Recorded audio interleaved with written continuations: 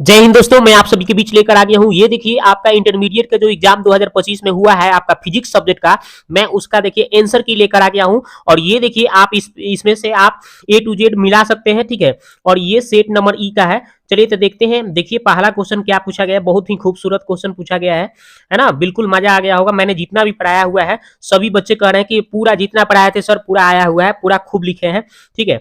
तो इस तरह से देखिए यहाँ पे पहला क्वेश्चन जो दोस्तों बोला गया है कि ये समान आयाम एवं समान तरंगध्वज की दो प्रकाश तरंगे अध्यारोपित की जाती परिणामी तरंग का आयाम महत्तम होगा जब उसके बीच का कालांतर क्या होगा भाई, तो उसका कालांतर क्या होगा, शून्य होगा, ठीक है। पहला हो गया। दूसरा देखिए ध्रुवित प्रकाश में कंपन तल एवं ध्रुवन तल के बीच का कोण क्या होता है भाई, तो इसका ऑप्शन सी हो जाएगा, 90 डिग्री होता है। अगला तीसरा देखिए कह रहा है कि निम्नलिखित में कौन सी विद्युत चुम्बकीय तरंग नहीं है, तो कौन सा नहीं है भाई, तो इसका आंसर हो जाएगा राइट ऑप्शन अल्फा किरणें। अगला क्वेश्चन देखिए, ये देखिए कह रहा है कि किसी किसी द्रव्यात्मक माध्यम में विद्युत चुम्बकीय तरंग की चाल निर्भर नहीं करती है, तो किस पर नहीं निर्भर करती है, तो ये बताना है। तो इसका आंसर हो जाएगा आपका तीव्रता पर निर्भर नहीं करती है। अगला क्वेश्चन है कह रहा है कि प्रकाश वैद्युत उत्सर्जन की घटना में आरोप आपतित प्रकाश की तीव्रता बढ़ाने पर प्रकाश विद्युत धारा क्या होती है भाई, तो इसका बढ़ती है।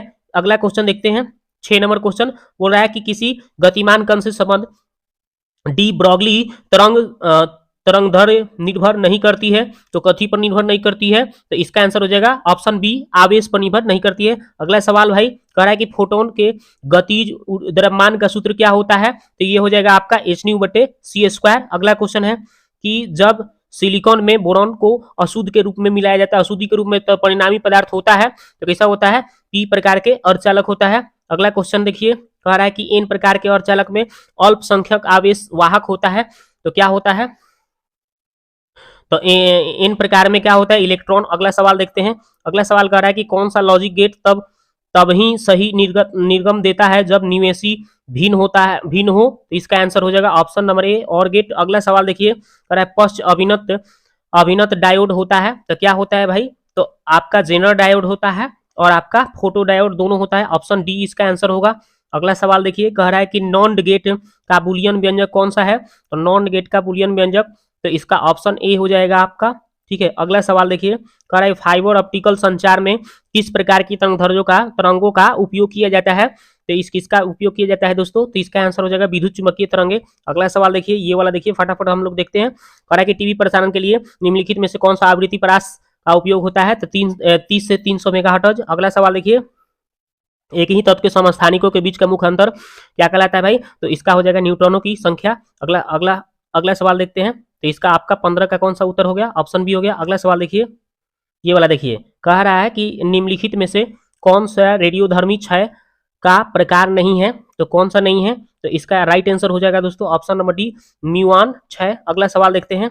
अगला कह रहा है कि 500 नैनोमीटर एनएम है ना तरंगधर्ज वाले एक फोटोन की ऊर्जा क्या होगी, तो क्या होगी इसका आंसर, तो देखिए इसका आंसर आपका हो जाएगा ऑप्शन नंबर ए, 4 गुने 10 के पावर माइनस 19 जूल हो जाएगा। अगला सवाल देखिए, हाइड्रोजन स्पेक्ट्रम में कौन सी श्रेणी दृश्य भाग में होती है, तो बामर श्रेणी, काफी बार हमने पढ़ाया भी था। अगला सवाल देखिए, ये वाला देखिए कह रहा है कि निम्नलिखित में कौन आवेश रहित होता है, तो कौन आवेश रहित होता है, तो ये सवाल इसका आंसर हो जाएगा फोटोन। अगला सवाल देखिए कह रहा है एक्स किरणें हैं, तो एक्स किरणें क्या है भाई, तो इसका राइट आंसर हो जाएगा आपका ऑप्शन नंबर डी, आपका विद्युत चुम्बकीय तरंगे होती है। अगला सवाल देखते हैं। ये देखिए एक एएमयू तुल्य ऊर्जा होती है, तो कितना भाई, 331 मेगा मेगा इलेक्ट्रॉन वोल्ट। अगला सवाल देखते हैं। ये वाला देखिए कह रहा है कि यदि समान फोकस दूरी एफ के दो अभिसारी लेंस एक दूसरे के संपर्क में रखे गए तब संयोग की फोकस दूरी होगी, तो क्या होगी भाई, तो f/2 होगी। अगला सवाल देखिए, एक उत्तल लेंस की फोकस क्षमता कितना है, दो डायाफ्राम क्षमता, इसकी फोकस दूरी, तो 100 में 2 से भाग दीजिए 50 सेंटीमीटर हो जाएगा। अगला सवाल है, ये वाला देखिए कह रहा है कि निम्नलिखित में कौन से रंगीन विपतन के कम करने के लिए लेंसों का उपयोग किया जाता है, तो देखिए इसका आंसर कौन सा हो जाएगा, राइट आंसर आपका हो जाएगा, तो इसका ऑप्शन हो जाएगा डी नंबर, बेलनाकार लेंस हो जाएगा। अगला सवाल देखिए, अगला सवाल कह रहा है कि एक उत्तल लेंस को किसी किसी द्रव में डुबाया जाता है, तो जिसका अपवर्तनांक लेंस के पदार्थ के अपवर्तनांक के बराबर होता है, तो इसकी फोकस दूरी क्या हो जाएगी भाई, तो इसका फोकस दूरी आपका अनंत होगी। अगला सवाल देखते हैं।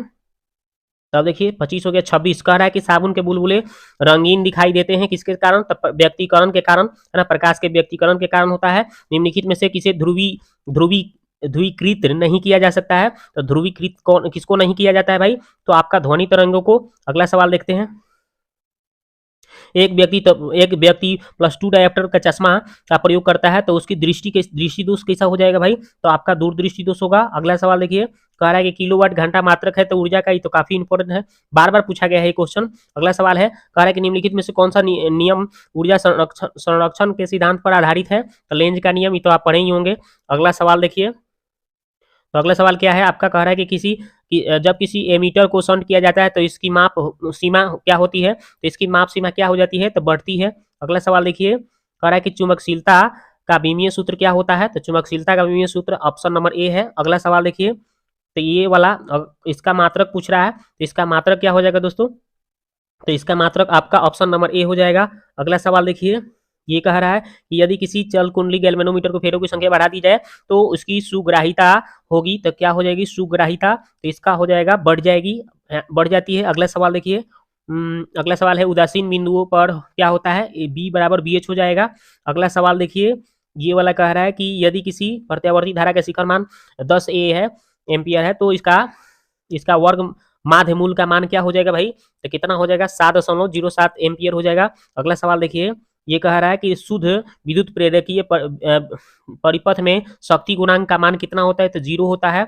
अगला सवाल देखिए, तो ये तो 0 होता है, ये आपको पता भी होगा, ठीक है ना। अगला सवाल देखिए, कह रहा है कि केवल धारिता युक्त प्रत्यावर्ती धारा परिपथ में धारा और वोल्टता के बीच का कालांतर कितना होता है?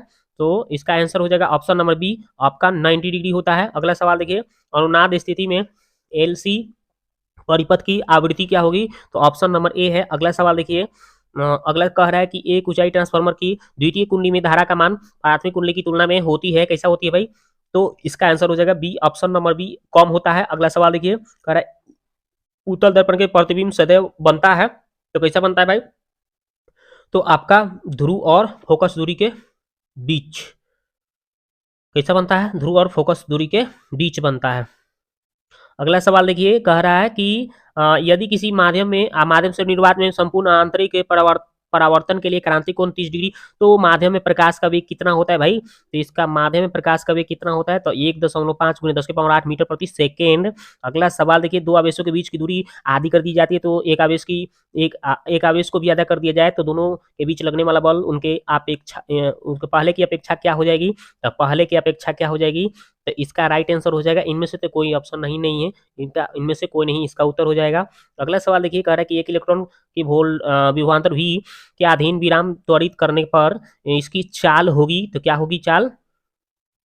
तो इसकी चाल क्या हो जाएगी? तो देखिए इसका आंसर क्या हो जाएगा दोस्तों? तो इसका राइट आंसर हो जाएगा ऑप्शन नंबर ए, किसके समानुपाती हो जाएगी? तो आपका वी के समानुपाती हो जाएगी। अगला सवाल है, इलेक्ट्रॉन की विशिष्ट आवेश होती है, तो कैसा होती है भाई? तो इलेक्ट्रॉन के विशिष्ट आवेश हो जाएगा आपका, तो ऑप्शन नंबर सी 1.8 × 10⁻11 कूलम प्रति केजी। अगला सवाल देखते हैं, तो अगला सवाल देखिए, इसमें बोला गया है कि संधारित्रों के समानांतर संयोजन में प्रत्येक संधारित्र के लिए कौन सी राशि समान रहती है?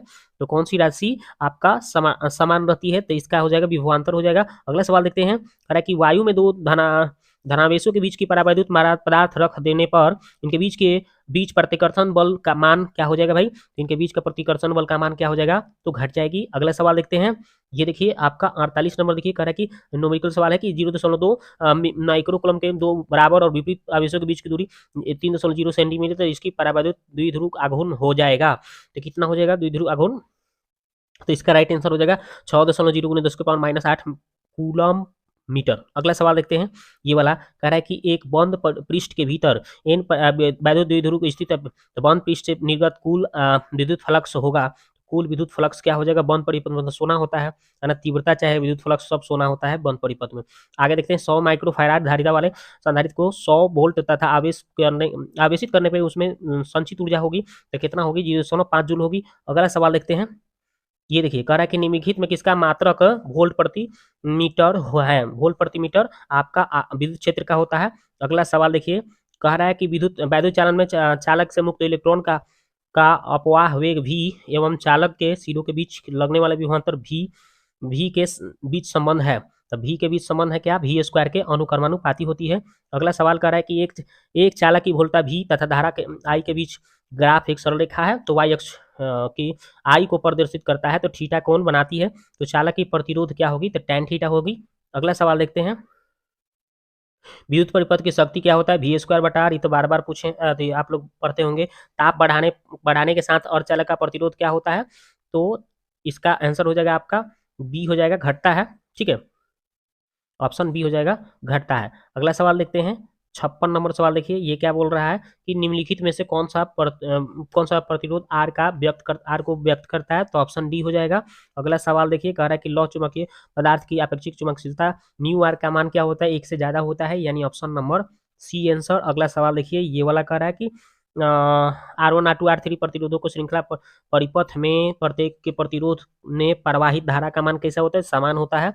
अगला सवाल देखिए, धारा घनत्व की इकाई क्या होता है, तो धारा घनत्व का इकाई आपका कितना होता है, तो एम्पियर प्रति वर्ग मीटर होता है। अगला सवाल ये देखिए, कह रहा है कि यदि किसी चालक की लंबाई के दुगुना कर दिया जाए और उसके ऊपर लगाई गई विभवांतर को स्थिर रखा जाए, तो इलेक्ट्रॉनों का अपवाह वेग कितना हो जाएगा भाई, तो कितना हो जाएगा अपवाह वेग, तो समान रहेगा। अगला सवाल देखते हैं, ये वाला कह रहा है कि धारा वहन करने वाले परिनालिका के अंदर चुंबकीय क्षेत्र की दिशा होती है, तो कैसा होती है, तो आपका इसका आंसर हो जाएगा अक्ष के लंबवत होती है। अगला सवाल देखते हैं, ये वाला कह रहा है कि आपका कि निम्नलिखित में से कौन सा उपकरण विद्युत चुंबकीय प्रेरण के सिद्धांत पर आधारित है, तो इसका आंसर हो जाएगा विद्युत जनरेटर हो जाएगा। अगला सवाल देखते हैं, कह रहा है कि एक परिनालिका का स्वप्रेरकत्व निर्भर करता है, तो किस चीज पर निर्भर करता है, तो इसका हो जाएगा बी और सी दोनों हो जाएगा, बी और सी दोनों हो जाएगा, ऑप्शन यानी कि डी आंसर होगा। अगला सवाल देखिए, ये वाला कह रहा है कि जब दो समान धनावेशित बिंदु आवेशों जिनमें प्रत्येक पर 1 माइक्रो कूलम आवेश है को 1 मीटर की दूरी पर वायु में रखा जाता है, तो इस निकाय की परावैद्युत स्थितिज ऊर्जा होगी, तो कैसा होगी भाई, तो इसका राइट आंसर हो जाएगा ऑप्शन नंबर सी, 9 × 10⁻³ जूल। अगला सवाल है कि निम्नलिखित में से धारिता का मात्रक कौन सा होता है, तो धारिता का मात्रक कौन सा होता है जी, तो इसका राइट आंसर आपका कूलम प्रति वोल्ट। अगला सवाल है, कह रहा है कि किसी संधारित्र की धारिता निर्भर नहीं करती है, तो किस पर निर्भर नहीं करती है, तो इसका राइट आंसर प्लेटों के आवेश पर। अगला सवाल है, किसी आवेशित चालक के बाहरी सतह विद्युत क्षेत्र होता है, तो क्या होता है, सतह के लंबवत होता है।